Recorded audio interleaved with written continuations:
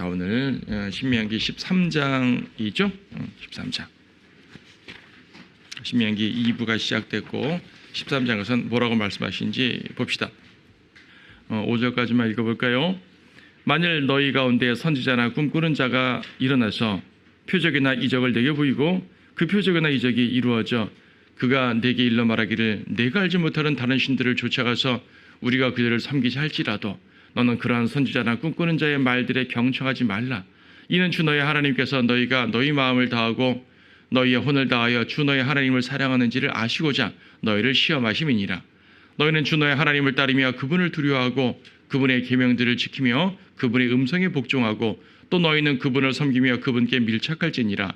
그 선지자나 그 꿈꾸는 자를 죽일지니 이는 그가 이집트 땅에서 너희를 인도하여 내시고 조용의 집에서 너희를 구속하신 주 너희 하나님께로부터 너를 돌이키도록 말하였음이며 주 너희 하나님께서 너희에게 행하라고 명령하신 길에서 너를 밀어내려 하였음이니라. 그리하여 너는 내 가운데서 악을 제거할지니라. 자, 좀 무서운 말씀들입니다. 13장 전체가 이러한 거짓 선지자들이 일어나게 되면 어떻게 해야 되는지를 전체적으로 보여주는, 상황에 맞춰서 보여주는 내용들입니다. 먼저 거짓 선지자들이 미혹을 합니다. 선지자나 꿈꾸는 자가 거짓 표적을 행하거든요. 그냥 일반적인 올바른 선지자가 올바른 표적을 행하는 것이 문제가 아니라 거짓 선지자인 거죠. 자, 이런 사람들이 일어나는데 사람들이 여기에 많이 혹합니다. 마귀의 미혹은 다양해요. 쾌락으로 미혹하기도 하죠.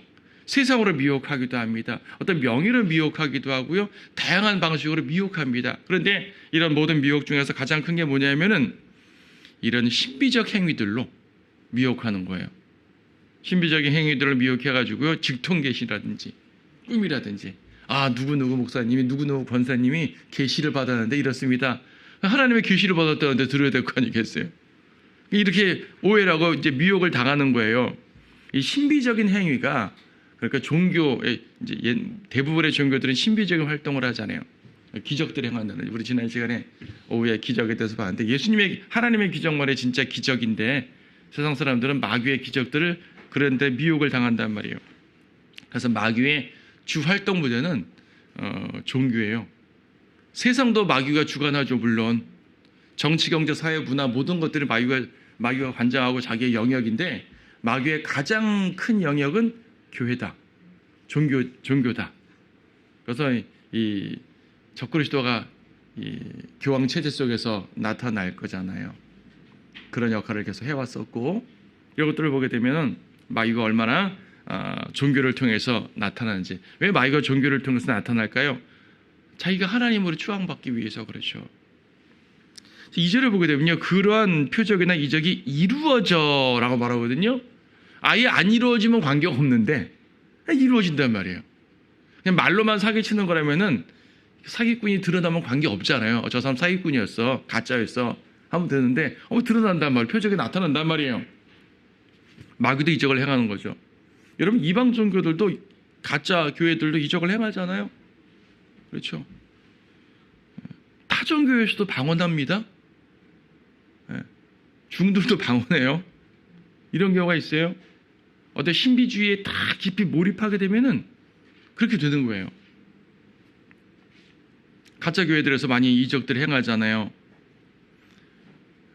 많은 은사주의자들이 가짜로 표적 행해가지고 사기치는 경우도 많지만 간혹은 직접 일어나는 경우도 있어요.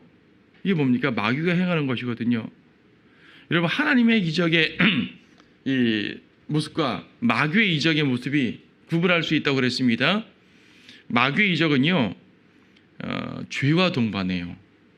예수님께서 이적을 행하신 것은 그냥 신비적인 이적만 행하신 것이 아니라 의에 대한 설교를 하시고 죄를 책망하시고 자비를 베푸시고 이런 하나님의 말씀, 하나님의 진리와 연관된 일이 같이 동반됐잖아요.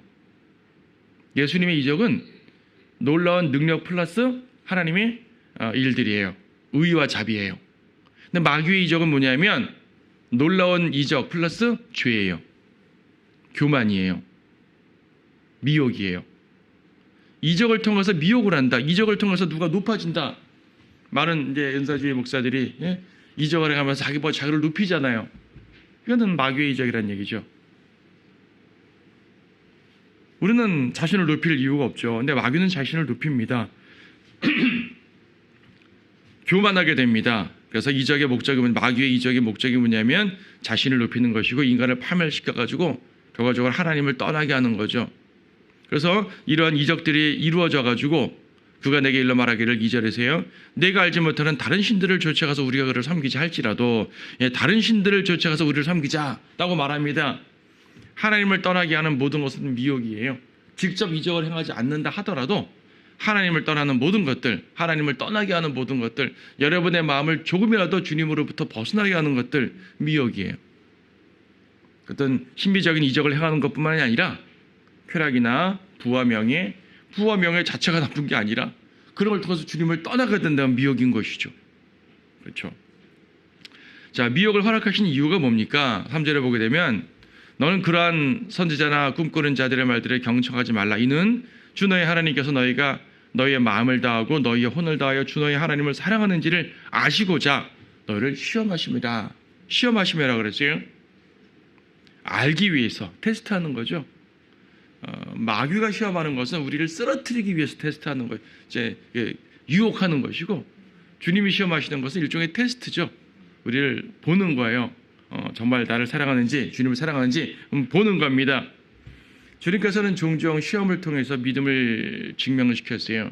아브라함에 그런 믿음이 있었거든요. 시험을 통해서 믿음이 생긴 게 아니에요. 아브라함은 그 안에 믿음이 있었다고요. 근데 시험을 통해서 증명이 된 거죠. 그렇죠.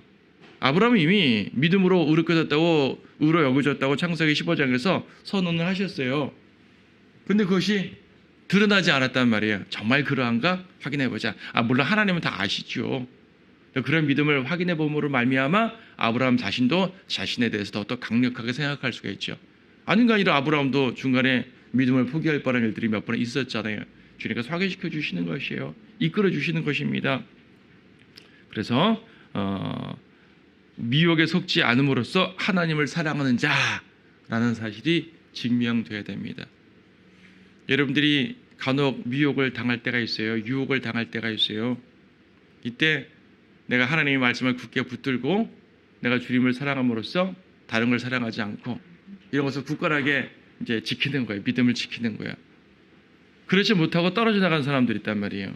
믿음에서 떨어져 나간 사람들, 저분들은 이제 시험에 졌구나, 마귀의 미혹에 졌구나, 마귀의 유혹에 졌구나라고 알게 되는 것입니다. 하나님이 미혹하는 거 아닙니다. 마귀가 미혹하는 것을 허락해 보시는 거예요. 그래, 한번 허락할게, 한번 해봐. 하나님이 욥에게 마귀의 이 시험을 허락하신 거예요. 왜? 하나님께서 자신이 있으셨거든요. 지금 찾지 않겠지만 욥기 1장 2장 보게 되면 마귀가 욥 말이에요. 하나님이 축복 주시니까 저렇게 하나님 잘 믿지. 한번 저주를 내려보십시오. 징계해 보십시오. 그래도 하나님 잘 만나 보십시오. 그래, 한번 해봐. 한번 해봐. 그래서 사탄은 욥에게 다양한 고난을 주었습니다. 재물에 대해서, 가족들에 대해서, 자기 신체에 대해서. 믿음을 잃지 않았단 말이죠. 그래서 이것을 성도에 대한 하나님의 자신감이라고 말할 수 있는 겁니다. 그렇게 자신감을 갖고 미혹을 허락하셨는데 어느 성도도 미혹이 져버려요. 하나님 얼마나 마음 아프시겠어요. 그렇죠. 그래서 우리가 주님을 굳건히 사랑한다는 것을 우리의 신앙으로서, 하나님의 말씀을 통한 신앙으로서 지켜내야 되는 겁니다. 시험을 통해서 우리의 굳은 믿음을 증명해서 주님께 영광을 돌렸으면 좋겠습니다. 4절에 보게 되면은 너희는 주 너희 하나님을 따르며 그분을 두려워하고 그분의 계명을 지키며 그분의 음성에 복종하고 또 너희는 그분을 섬기며 그분께 밀착할지니라. 밀착한다는 게 뭐야? 바짝 붙는 거잖아요. 밀착의 반대말이 뭐죠? 떠나는 거죠. 하나님을 떠나는 거. 반대로 하나님께 돌아오되 그냥 돌아오는 차원이 아니라 완전히 밀착하는 거. 하나님을 떠난 거에 반대말이 완전 극반대말이 밀착하는 겁니다. 밀착하는 내용들을 하나님을 따르고 두려워하고 계명을 지키고 음성에 복종하고 그분을 섬기고 5가지 말했는데 그중에 계명을 지키고의 포인트를 둬보세요. 계명이 하나님의 말씀이잖아요. 구약에는 율법이 하나님의 말씀이었으니까 계명을 지키는 거예요. 말씀을 지키는 것이에요. 그래서 우리가 하나님을 사랑한다는 것은 말씀을 지킴으로 증명이 됩니다. 여러분 요한복음 14장 15절에서 주님께서 말씀하셨어요.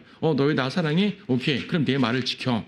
요한복음 14장 15절에서 너희가 나를 사랑하면 나의 계명들을 지키라.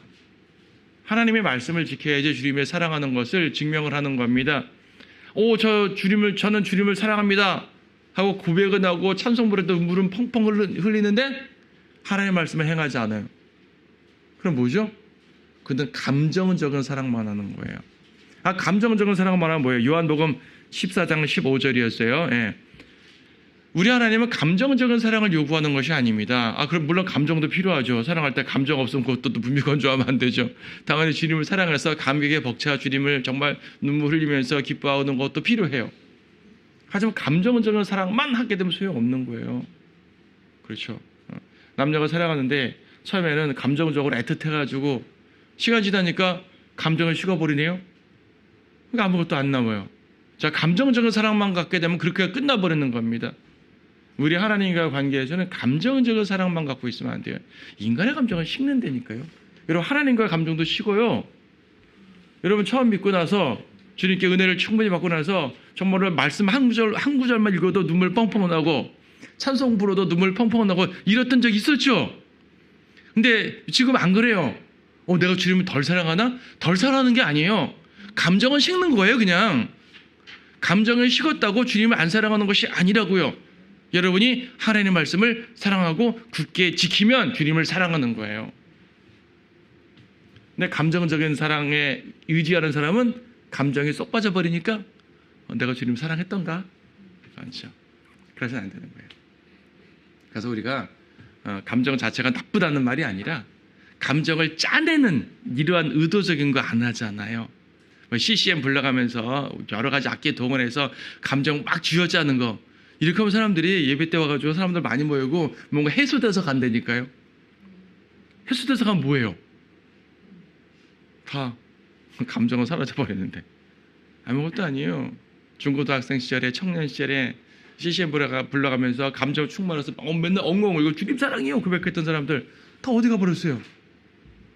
그런 사람들 많아요. 말씀을 지켜야 돼요. 감정이 나쁘다는 게 아니에요. 거기에만 의존하면 안 된다는 얘기입니다. 그것을 목적으로 이 성도들을 짜내면 안 되는 거예요. 자, 하나님의 말씀을 굳게 지키고 순종하는 것이 주님을 사랑하는 모습을 증명하는 모습입니다. 자, 5절에 보게 되면 그 선지자나 그 꿈꾸는 자를 죽이랍니다. 왜 죽여요? 하나님께로부터 돌이키게 했기 때문에 죽이는 거예요. 여러분, 이 구절을요, 오늘날에 문자서 적용하면 큰일 납니다. 왜냐면 이거 지금 여기가 우리가 구약 이스라엘이면 행해야 돼요. 그렇게. 이건 구약 이스라엘에게 주시는 문자적인 법이요, 법.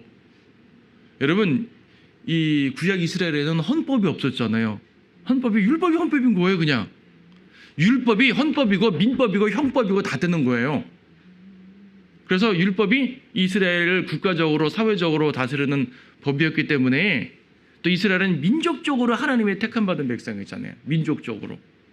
그래서 이 하나님께 택함 받은 백성을, 즉 이스라엘의 건국과 존재의 근원은 하나님인데, 하나님을 떠나게 되면은 이스라엘은 존재 가치가 없어지죠. 하나님의 백성 이스라엘을 다른 길로 인도했으니까 그 사람은 죽이는 거예요. 도덕적 죄가 아니지만은 이들에게 가장 큰 죄가 되는 것이죠. 죽이는 겁니다. 신정국가이기 때문에 가능한 겁니다. 이스라엘 이외에 또 수많은 종교 국가들이 있죠. 고대에는 그 재정 일치가 그런 나라가 많았잖아요. 오늘날 적용하면 큰일 나죠. 어떤 나라가 우리는 하나님 잘 믿는 나라고, 우리 백성들의 국민들의 상당히 많은 사람들이 기독교인이니까 우리는 기독교가 국교다 해가지고 국교로 선포하고, 예를 들어가지고 이런 법을 적용한다. 큰일 나는 겁니다. 중세 카톨릭이 그랬어요. 카톨릭이 그랬고, 종교개혁 당시에 개신교 국가들이 그랬고, 그들은 자기들이 이스라엘이라고 생각을 했던 거예요. 그래서 이런 법들을 직접 지키고 직접 사용을 시켰단 말입니다. 마녀 사냥이라고 그러죠. 그러니까 그런 가운데 우리 침례교도들이 많이 피해를 봤죠. 마녀로 몰려가가지고 저들은 이단이야 몰려가지고 죽임당했죠. 우리는 억울하게 죽은 거고. 그럼 정말 마녀들, 정말 이단들은 죽여도 되는 것인가? 정말 이단들은 죽여도 되는 것인가? 아니죠. 세상 자체는 하나님의 나라가 아니에요. 세상에서 하나님 안 믿는다고 죽이면 안 되죠. 그렇죠? 교회에서는 쫓아내야죠. 교회를 성결케 하기 위해서 그들을 복음으로 거듭나게 하고 믿음을 심어줘서 올바르게 성장시키면 좋거니와 그렇지 못하게 되면 분리시키는 것이 맞죠. 하지만 그렇다고 물리적인 압력을 가한다든지 그러면 안 되는 겁니다. 수많은 그 종교 국가들에서 이 마녀 사냥이라는 미명하에 진짜 이단들도 죽었지만은 우리 성도들도 많이 죽었다는 사실, 이거는 큰일 날 일입니다. 오늘날 극단적인 기독교 이 원리주의자들이 막 우리나라를 기독교 국가로 만들고 싶어서 안달내는 경우가 많거든요. 큰일 날 짓이야. 거기에 동조하면 절대로 안 돼요. 왜 안 되느냐? 여러 가지 이유가 그 자체가 잘못된 거지만은 만약에 그들에게 동조해서 우리나라가 기독교 세력이 커졌다 칩시다. 완전히 기독교 국가가 되지는 못해도 기독교 세력이 엄청 커져가지고 목사들이 압력을 행할 수 있는 세상이 됐다 칩시다. 제일 먼저 문 닫아야 되는 교회가 우리 교회예요. 성도들이 믿는 교회가 제일 먼저 타깃이에요. 한번 제가 다른 시간에 말씀드렸죠. 이슬람이나 불교가 타깃되지 않아요. 그 사람들의 세력이 있거든요. 만약 이슬람 사원, 우리나라 기독교 국가 돼서 이슬람 배제한다. 그럼 중동 국가들이 가만히 있겠어요? 석유 안 줘요. 절대로 우리 기존 이 기독교 세력은 이 이슬람이나 불교나 타종교가 적이 아니에요. 그 사람들한테는 성경들을 믿는 사람들이 적인 거예요. 이단이란 이름을 씌워가지고. 우리는 세력이 없잖아요. 우리는 죽여도 박해해도 대항할 힘이 없잖아요. 옛날에 그랬잖아요. 옛날에 재침례교도들이 그랬다고요. 그래서 아무리 좋은 의도로 기독교 세상을 만든다? 안 되는 거예요. 진리에 가득 찬 사람들이 그 세력에 주도하지 않잖아요. 지금도 극성적인 사람들 보세요. 진리에 충만한, 진리에 입각한 사람들입니까? 아니잖아요. 아니란 말입니다. 그래서 절대 그런 것들에 동조하거나 그러면 안 되는 거예요. 이건 정치적인 말이 아니라 하나님 말씀 따라서 우리가 어떻게 올바로 행해야 돼 보는 거죠. 그래서 이제 내 가운데서 악을 제거할지니라. 우리한테는 악을 제거하라는 말이 국가 사회에서 악을 제거하라는 말이 아니에요. 국가 사회에서 이단자들이라든지 타종교인들을 제거하라는 말이 아니에요. 그건 주님께서 재림하시면 제거가 돼요. 주님께서 직접 제거하실 것이에요. 우린 그걸 제거하는 게 아닙니다. 우리는 어디에서 악을 제거해요? 교회에서 악을 제거해야 돼요. 여러분 자신에게서 악을 제거해야 돼요. 할 수만 했다면 여러분 가정에서 악을 제거해야죠. 왜냐하면 신약에서는, 구약에서는 이스라엘이 하나님의 나라의 개념으로 이제 그 하나님의 왕국이었지만, 신약에서는 성도들이 하나님의 나라거든요. 교회가 하나님의 나라예요. 지역교회가 하나님의 나라란 말이 아니라 그리스도의 몸인 교회 자체가 하나님의 나라예요. 여러분 성도 자체가 하나님의 나라의 백성인 것이고, 우리가 모여있는 곳이 하나님의 나라인 것이고, 여러분의 가정이 그리스도인 가정이라면 여러분의 가정에 하나님의 나라가 이제 임해 있는 것이고, 그럼 이런 것들에서는 악을 제거해야죠. 세상에서 악을 제거하는 것은 불가능해요. 할 수가 없어요. 여러분이 할 수 있는 범위 속에서만 해나가면 되는 것이고, 오히려 그런 가운데서 우리가 성별하는 게 중요한 것이죠. 그래서 우상들을 제거하라는 이 명령은요, 여러분 각자 마음에 있는 우상들을 제거하라, 혹은 교회 가운데서 우상적인 요소들이 있으면 제거하라, 이렇게 영적으로 적용할 수가 있습니다. 세상에는 그러면 의와 죄를 적용하지 못합니까? 세상은 죄가 행하면 그냥 놔둬도 됩니까? 그게 아니고요. 세상에도 하나님의 의가 적용되죠. 근데 세상에 적용되는 하나님의 의는 도덕법에 한정돼요. 악한 자들은 심판을 할 거 아니에요. 하나님께서 믿지 않는 세상 관료들을 통해서도 법을 만들어가지고 살인자들에게는 형벌 주고, 도둑질하는 자들에게 형벌 주고, 이런 법들이 있을 거 아니에요. 다 형법, 민법. 하나님의 뜻에 합당한 도덕법을 주셔가지고 그렇게 의롭게 다스리게 하라. 그들이 나중에 죽은 다음에 지옥은 가더라도 살아있는 동안 세상은 그렇게 유지하는 것이 주님의 뜻이에요. 그러니까 세상에는 그 정도만 적용되는 것이지, 여기서 말하는 하나님을 떠나게 하는 이런 직접적인 신앙적인 것들을 세상에 적용하면 안 돼요. 이건 우리 자신 안에서만 적용을 해야 되는 겁니다. 자, 6절부터 보게 되면 이 미혹하는 자들을 죽이라고 했는데 그 미혹하는 자가 우리 가족이에요. 그럼 어떡하죠? 6절. 만일 내 어미의 아들인 내 형제나 내 아들이나 딸이나 내 품의 아내나 내 자신의 생명과 같은 친구가 가만히 너를 현혹하여 말하기를 너와 내 조상이 모르는 다른 신들, 즉 내 주위에 있는 백성의 신들, 내게 가깝거나 너로부터 멀거나 땅 이 끝에서부터 땅 저 끝에 있는 신들을 우리가 가서 섬기자. 이런 일이 일어났어요. 민수기 25장에서 이스라엘 백성이 광야 생활을 거의 다 끝내고 모압 땅 근처에 왔을 때 모압의 사람들이 이스라엘 사람들을 꼬드겼죠. 특히 이스라엘 청년들을 모압의 종교 축제에 초대하는 거예요. 직접 섬기자는 거 맛이 아니야. 한번 가보자. 거기 좋아. 축제가 멋있대. 데려가는 거예요. 가서 음행도 하고 우상숭배도 하고. 결과적으로 하나님께서 그때 얼마나 많은 사람들 죽이셨습니까? 심판하셨습니까? 그런 겁니다. 가족들이 우상으로 이끌어도 봐주면 안 된다는 얘기예요. 가족들. 그래서 거기 어디요? 8절 보니까 너는 그에게 동의하지도 말고 경청하지도 말고 귀를 내주면 안 돼요. 당연히 동의하는 것도 안 되고 귀만 내줘도 안 돼요. 그렇죠? 내 눈으로 동정하지도 말고 불쌍히 여겨도 안 되는 거예요. 과감하게 처단해야 되는 거죠. 용서하지도 말고 용서는 해야 되는 거 아닙니까? 나한테 잘못하면 내가 용서해야죠. 7번에 70번씩이라도 용서하라 했으니까 용서해야죠. 근데 하나님께 지은 죄를 왜 내가 용서해요? 하나님이 용서하면 용서했지. 그래서 하나님의 법을 어긴 거에 대해서는 탄호해야 되는 겁니다. 숨겨 덮어주지도 말고. 그렇죠? 이렇게까지 해야 되는 이유가 뭐라고요? 그들의 죄가 온 이스라엘에 물들 수 있기 때문입니다. 들판에 불이 번지게 되면요 한없잖아요. 그러면 처음에 성냥불에 떨어질 때 재빨리 옷 벗어가지고 덮어야 되는 겁니다. 이걸 좀만 놔두게 되면은 못 잡아요. 그렇죠? 못 잡습니다. 죄가 퍼지면 그렇습니다. 특히 이스라엘에는요, 이스라엘 하나만 딱 하나님 백성이고 주변은 다 우상 숭배 지역이잖아요. 다 바알 숭배 지역이었다고요. 지금도 이스라엘 주변은 다 이슬람 지역이고 성경 시대에도 이슬람 주위에는 다 바알 숭배 이런 지역들이었단 말입니다. 우상 숭배 지역들이에요. 바로 옆 동네에 우상 숭배자들이 사는 거죠. 이스라엘 중에서 이제 그 경계선에 있는 마을들이 있을 거 아니에요. 경계선에 있는 마을들은 바로 옆 동네가 우상 숭배 지역 아니에요. 맨날 볼 거 아니에요. 재판관기에 보게 되면 입다라는 선지자가 암몬 땅 근처 살았거든요.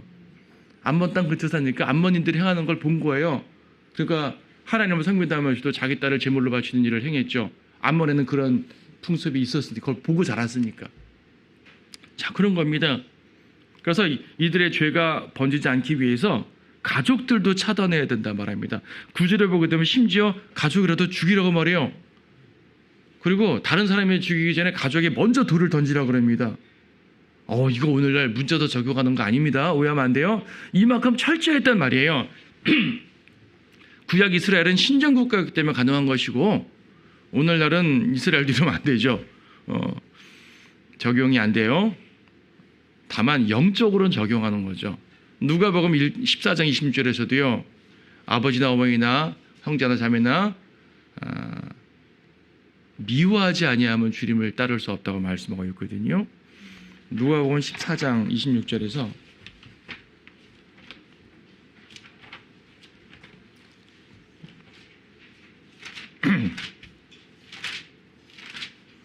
누가복음 14장 26절 말씀 보면 누구든지 자기 아버지나 어머니나 아내나 자식이나 형제나 자매나 정령 자기 목숨까지도 미워하지 않은 채 내게로 오면 그런 나의 제자가 될 수 없느니라. 성경의 다른 구절들에서는 하나님보다 그들을 더 사랑하지 말라 정도로 말하는데 여기는 아예 미워하라고까지 말해요. 그렇다고 여러분 정말 가족을 막 미워하는 건 아니죠. 제 가족도 계시지만은 가족을 미워하면 안 되죠. 근데 여기서 말하는 건 뭐예요? 하나님보다 더 사랑하지 말란 말이에요. 가족들이 나를 죄로 이끌고 있어요. 그러면 가족을 사랑한다는 미명하에 하나님을 떠나지 말란 말이에요. 가족의 말을 들어야 되냐 하나님의 말씀을 들어야 되냐 답은 분명한 겁니다. 답은 분명한 거예요. 그렇다고 뭐 집에 그 가정 다 팽개치고 교회만 충성하라 그런 말 아닙니다. 여기서 주님께서 말씀하신 본 의미가 무엇인지를 분명히 알아야 되는 것이죠. 그래서 하나님보다 더 사랑하지 말라는 말씀을 강조해 주시는 것이고, 가족들이 우리를 불신앙으로 이끈다면 믿음을 굳게 지키고 타협하지 말아야죠. 그렇다고 뭐 가족을 떠나서 뭐 그런 말은 아니죠. 그러나 상황에 따라서 다를 수가 있겠지만 기본적으로 믿음을 굳게 지키고 타협하지 말아야 된다는 정도로만 적용할 수 있습니다. 근데 구약 이스라엘에서 이 경고를 지키지 않았기 때문에 문제가 됐던 거예요. 솔로몬 같은 경우는 아내들의 말을 들었잖아요. 아내의 말 듣지 말라 그랬는데 아내의 말 들었잖아요. 우상 숭배자 아내의 말을 들었잖아요. 이방 여인들. 그렇게 해가지고 그들은 우상 숭배에게로 나아갔습니다. 자, 11절 보게 되면 뭐라 그럽니까? 그러면 온 이스라엘이 듣고 두려워하여 그들을 죽이면, 악한 자를 멸하면 온 이스라엘이 듣고 두려워하여 너희 가운데 있는 이 같은 악을 더 이상 행하지 못할 것이니라. 자, 죄가 퍼지는 것을 막는 최선의 길은 심판이에요. 오늘날 세상의 법들 보세요. 사실은 우리가 그리스도인들이 세상 법에 순종해야 된다고 말하지만은 올바른 법적 질서에는 당연히 순종해야죠. 그런데 사실상 세상의 법들도 많이 변질돼 갑니다. 왜냐하면 하나님의 뜻이 아닌 다른 뜻으로 법이 바뀌어가니까. 성경에서는요, 범죄한 자는 심판했어요. 처벌을 했어요. 죄의 정도에 따라 죽이기도 하죠. 오늘날 그런 거 안 하잖아요. 오늘날 형법의 기본 원리는 교화예요. 성경은 교화가 원리가 아니에요. 성경은 심판이 원리예요. 심지어 복수가 원리예요. 누가 내 가족을 죽였어요? 근데 개인적 복수는 하면 안 돼요. 그래서 법의 테두리에서 복수해 주란 말이거든요. 그래서 사형을 허락하는 겁니다. 성경에서. 근데 오늘날 사형 안 하잖아요. 법이 복수를 안 해줘요. 그것도 내가 복수하면 되나요? 그것도 안 되잖아요. 그래서 이제 점점 문제가 돼가는 것이 하나님의 뜻에 어긋나게 세상 법들이 바뀌어가기 때문에 그런 겁니다. 뭐 어쩌겠어요. 세상이 그런 것을. 우리가 하나님 말씀을 해서 우리가 올바로 지킬 뿐이죠. 그래서 주님께서 성경적 법칙은요, 죄가 퍼지는 걸 막기 위해서 도려내는 겁니다. 교회 내에서도요, 누가 악을 행하게 되면 먼저는 타일러야죠. 마태복음 18장에서도 개인적으로 권면하고 두세 사람을 데려서 권면하고 이렇게 점점점 권면의 강도를 높이다가 그래도 말을 안 들을 때 분리시키는 거거든요. 이건 성경적 원리예요. 성경적 원리. 그렇다고 큰 잘못도 아닌데 무조건 내가 그 사람 마음에 안 든다고 이렇게 분리시키면 안 되죠.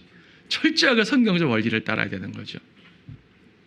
자, 세 번째는 뭡니까? 12절부터 보게 되면은 지금 계속 같은 말씀하고 있는데 상황이 좀 달라지는 거예요. 5절까지는 원리를 말했고 11절까지는 가족 가운데 이런 악이 있을 때 어떻게 하라.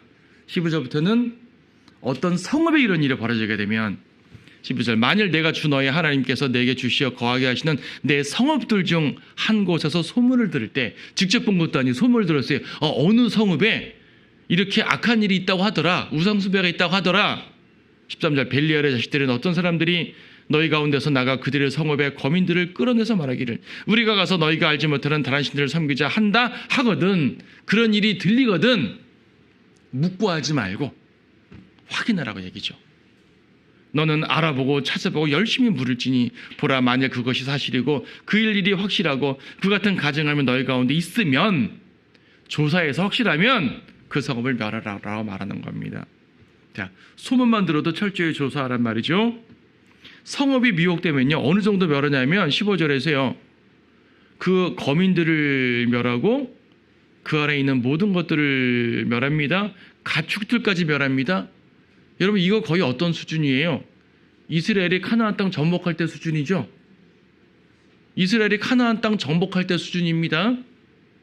일반 성읍도 아니고 여리코 같은 극단적인 정복을 할 때 하는 말이에요. 탈취도 하지 말라 그랬어요. 보통 다른 성읍은 정복할 때 사람은 죽이고 물건은 탈취하는 거 허용했거든요. 여리코는 탈취도 하지 말라 그랬어요. 거의 그 수준으로 말하고 있어요. 지금 무슨 말입니까? 그 성읍은 이스라엘 땅에서 그렇게 죄를 행하는 그런 성읍은 여리코와 같이 취급하라는 얘기예요. 이방 사람처럼 취급하라는 얘기입니다. 하나님께서 이방 사람처럼 취급하겠다는 말씀입니다. 거기 어디에요? 8장 20절 앞에서 8장 신명기 8장 20절 보게 되면 이스라엘이 하나님을 떠나서 완전히 떠나게 되면 신명기 8장 20절 주께서 너희 면전에서 멸하신 민족들 같이 너희도 그렇게 멸망하리니 그냥 멸망하리니가 아니라 주께서 멸하신 민족들 같이 너희도 멸망하리니 주께서 멸망시킨 민족이 누구예요? 이방인들. 너희도 이방인처럼 멸망되라는 말이죠. 이방인으로 취급하겠다는 말이에요. 이방인으로 취급하겠다는 말. 하나님의 백성을 그렇게 한단 말이죠. 그만큼 다른 죄도 아니고 하나님을 떠나게 하는 죄는 멸절이에요. 개인적으로 살인했다? 그 사람을 죽이면 돼요. 그냥. 개인적으로 도둑질했다? 그 사람을 처벌하면 돼요. 근데 우상숭배하고 그 지역의 우상숭배자들이 되어버렸다? 그 성읍 자체를 멸해야 되는 겁니다. 안 그러면 온 이스라엘이 하나님을 떠날 수 있는 상황이 되기 때문입니다. 그래서 모두 태워버리라고 16절은 모두 태워버리라고 그러죠. 불사르라고 하죠. 사도행전 19장 19절을 보게 되면요. 에베소에 커다란 부흥이 있었잖아요. 에베소에서 커다란 부흥이 있어서요. 마법사들이 구원받고 자기들의 마법책들을 다 태워버렸어요. 은 2만 개 어치 정도 된다고 했으니까 어느 정도 가격일까요? 엄청난 많은 손해를 보더라도 태워버렸습니다. 이건 자발적인 순종이잖아요. 이러한 자발적인 이 회심이 있어야 되는 겁니다. 여러분 안에 우상적인 요소가 있으면 태워버려야 되는 거예요. 주님께 밀착해야 되는 거예요. 남의 재산을 태우지 마세요. 자기 우상 숭배했네. 다른 걸 태우지 마세요. 남의 건 할 수 없죠. 내 안에 있는 건 제거하고 태워버리고 해야 되는 거죠. 그래서 미혹이라는 것은 하나님을 향한 마음에서 돌이키고 멀어지게 하는 것을 미혹이라고 말하는 겁니다. 여기 13절에 나와 있는 것처럼 직접 우상 숭배가 아닐지라도 직접 꿈과 환상을 통해서 미혹하는 것이 아닐지라도 세상으로 말미암아 부와 명예와 어떤 쾌락이나 등등 다른 걸로 미혹하더라도 어쨌든 우리 자신을 하나님을 사랑하는 마음에서 멀어지게 한다면 그건 미혹이에요. 게으름도 미혹입니다. 하나님의 말씀을 멀어지게 하는 건 미혹이에요. 마귀는 다양한 미혹으로 성도들을 하나님으로부터 멀어지게 합니다. 신약 성도는 하나님으로부터 완전 분리는 못하잖아요. 우리는 신약 성도이기 때문에 주님으로부터 완전히 떨어져 나가지는 못해요. 구원을 잃어버리지 못해요. 대신 주님과 멀어지게 할 수 있는 거죠. 그래서 우리 안에 그러한 요소들을 돌로 쳐 멸하랬잖아요. 말씀의 돌로 칩시다. 예수님은 반석이라고 돌이라 그러잖아요. 그렇게 비유를 하실 때면 말씀의 돌로 치는 거예요. 그래서 하나님께 하나님 성에 경청하고 그분께 밀착하는 우리 모든 성도들이 되십시다.